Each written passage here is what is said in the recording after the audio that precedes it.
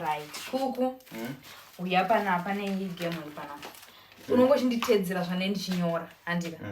Then ukagona ndokupa 200 rand. Asi ukatadza ndiwo chanipa 200 rand iyo. Kungotedza zvarunyora? Kuti but ita so nechinyora kumashure kwako. Mashure? Isabepa rako padenga. Like this. Nechinyora kumusana kwako. Iwo sendera padungu. Iwo unongochitedzera. So, urunyora? Mira ntangi. Zvandenda nyora kuno ufana zvinyora ikoko. Let's go. Nyora.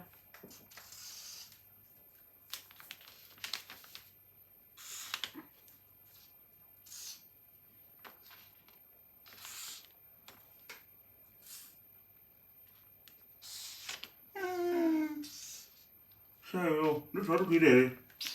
Ayo mira tozoona mari dzavo dzikandopedza. Hamana chiyozvi.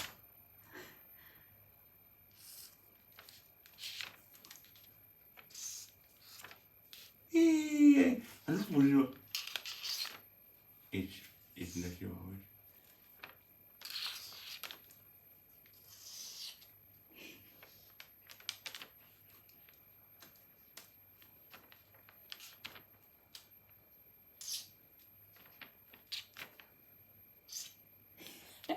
I'm done. Mpe mari yangu. Mpe mari yangu.